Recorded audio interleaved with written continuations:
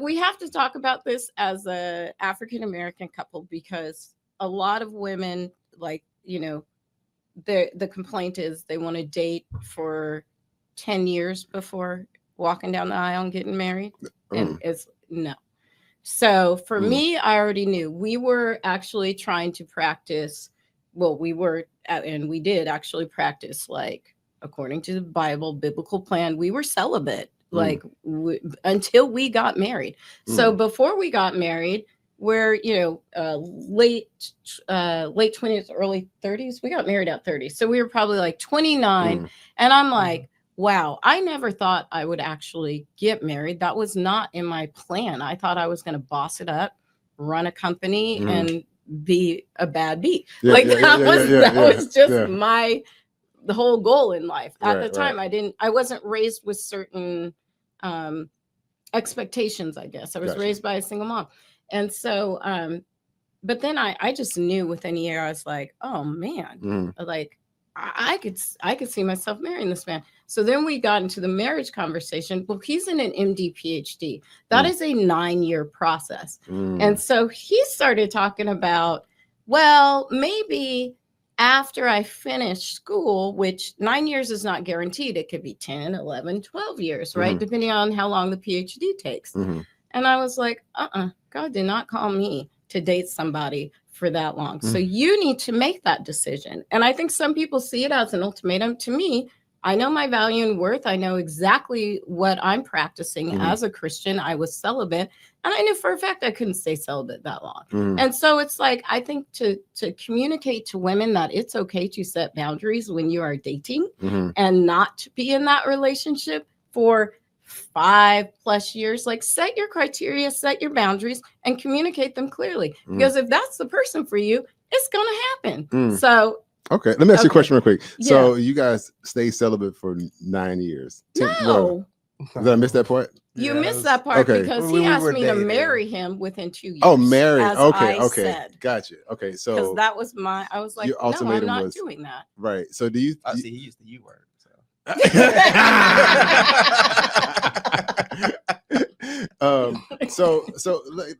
Let's just go ask this question for like men and women, right? So let me ask you, brother to brother. Like, she gave you the ultimatum. What was your first response? It wasn't an ultimatum. It was a boundary and a criteria. Y'all say boundaries. My brain is ultimatum. So you telling me I got 5 years to make a decision or whatever? You know what I mean? I said 2. What was your first response?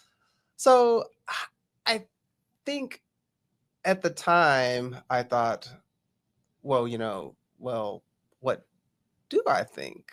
Because it wasn't that I couldn't see her in my life, forever. It was the timing that we had the dispute about.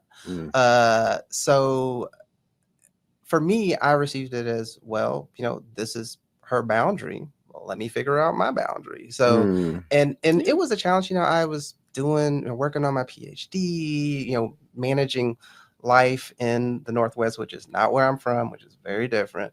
And so, that was actually the first time that I got into my own therapy, not only around managing that, but also, just to kind of work and bounce off my own thoughts. And this was before I ever thought I would be a psychiatrist, actually. I thought I was going to be a neurologist or just do academic work. But anyway, that's aside. And in that work, kind of understood, my own thoughts and like, well, the timing of it, maybe that's not your timing, but does that make it any less successful? And, do you need to be that rigid about it? And so, and initially, my folks were not super warm to it, because in their thought, they're like, oh, what if they have kids and they do all that? And we've invested, and my family, God bless them, maybe some of them are watching now, invested a lot into me in terms of allowing me the time and space to do as much school as I did, to do a fellowship abroad and all of these things.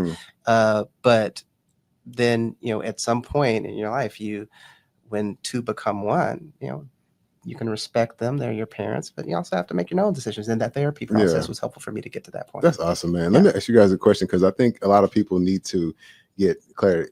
How long have you been together? It'll be 20 years next year. So 20 years, you guys have 2 decades in the experience and everything else. How important is communication And what would you tell? Like, what is let's say a red flag for somebody in a relationship where communication is gonna be an issue? Like, what's one thing you guys point out? Like, yo, if you can't communicate like this, it ain't gonna work, right? What would you guys say? Disrespect and someone who's unwilling to go to therapy. Like, honestly, Therapy we have needed mediation. To go back quickly to your question about what's the argument that almost broke you up. Once we were married, there was no argument that could break us, because of our shared faith. It's just like, well, we're gonna have to work through it, right? Like, there's no give up. Like, this is a covenant bond. Right. And so, but when we were dating, I cooked for him. And okay, this is me in my creative zone. And I was like, I'm going to make chicken and dumplings. Did I look at a recipe? Maybe. I like improvise. I am not naturally a good cook, but but what fools me sometimes is I have people in my family who don't need a recipe, who can just cook. My sister Tasha, my sister Little, and then my niece Camille, who's Tasha's daughter. They are just naturally great cooks. So I thought, well, of course I am. So I make this chicken and dumpling dish, and he comes over. I'm like, I made chicken and dumplings. Look, and this was before lots of training and being in relationship. And brother man just like looked at it and laughed, and he said, "This is true." He's like, "That's not chicken and dumpling." I slammed that lid down. I was like, "You need to go." That's what she thought. So mad. I stayed at 8. It was a tense dinner. Let's say that. I did not kick her. I'm like, you go sit there and see how mad I am at you about laughing at my. And you want to eat my bad chicken and dumpling. And I knew it was bad. It tasted horrible. But I don't care. You're going to sit there and eat it now. It did not taste bad. It just did not look like traditional Southern. It tasted great. Actually, did it? I don't remember. I ate it all, didn't I? Oh, I thought it was because I was so mad. No. You gonna eat this today? Because I was watching him. Yeah. He's like, it's so good. Man, all right. So communication. Go back to that. What red flag for communication? Like you said, disrespect. You call me out of my name. You raise your voice. You yell. And now I will say this, and this is one boundary PJ set when we were dating, and it was a very good one because we have stuck to that ever since. I came from a family where it's like we talk loud and we will shout. Like that's just kind of what we do. If we're mad, we're gonna shout, and not so much anymore at all, but like. We were got in an argument and we were on the phone and I yelled at him and I'll never forget. He was like real quiet and he's like, "Did you just yell at me?" It's like that silence. Yeah. He's like, "All right, well, we're gonna continue this conversation when we can talk to each other respectfully and not yell." Yeah. He's like, "Goodbye." It was very respectful and I was like, yeah, it set such a good boundary and tone, and I'm so glad he did that because we don't get out of character and diminish and yell. Exactly. And that is so important. And I think it can become a habit. And the fact that he drew that down, I'm like, oh, we are just not having this conversation. There's a phrase that there's two dumb people in an argument, the one that's listening and the one that's yelling. Yeah. Like, so if somebody's yelling and you're listening to it, like, I'm just as dumb for listening to it. And if you're yelling, like, you're dumb for doing it, because it's like you can't articulate what you're trying to say. You're just all in your emotions and you're letting it all out.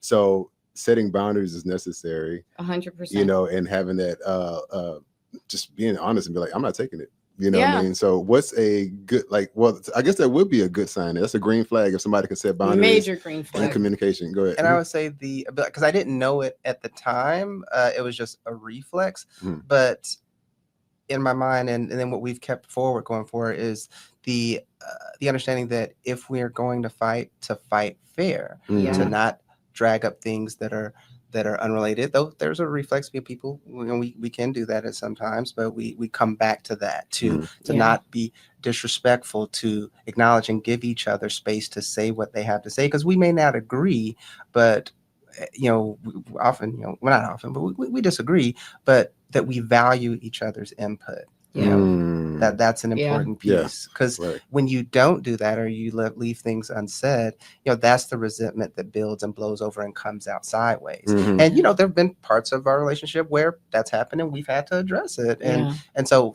intermittently, you sometimes need a third party, and couples therapy has been very helpful for us. So therapy has been a good thing for y'all. Oh yeah. Oh, so good. I mean, while he was talking, I was thinking about, we had a great therapist. Like when he was in, you have to realize, we met, he's in the PhD portion of his MD PhD.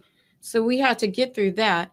Then he had the last 2 years in medical school where he was essentially a zombie, a sleepless zombie. This is before they incorporated the work hour limits. The work hour limits. Yeah. So he would be like, I feel like this was a period where he would just come home and be like, I lost my jacket today. And then he'd just walk in the room and like crash out. Right. And then I just see him maybe in a day or so. Like it was hard. And then all around you, you're seeing couples getting divorced, breaking up, falling apart, who are in this system. And for us, because we're always plugged into a church and in a community, we had that support in addition to our family support. And thank God we have, our families are very blended together in terms that, like, our extended families, like, we hang out, we're all family. It's great in that way. But we had a therapist say, you know, you're a great couple. And he was like, once in a while, just pause and take stock. And so I just try and, like, when I get really, really mad, because I had lawyer in my DNA from the very beginning. And he told me, he's like, you need to just stop and go to law school. He told me that so many times. And so many years ago. So many years ago. Were we dating, or had we just been married a couple of years? Maybe married, maybe dating. I don't know. Because law school was something I almost did in my 20s, but I'm like, I just don't want to get into that kind of debt. So it's like when you come with that mentality and you're fighting, it's like, I'm going to win. Yeah. Good. Let me pause it right quick, because we almost run out of time. But I want you guys to. Time?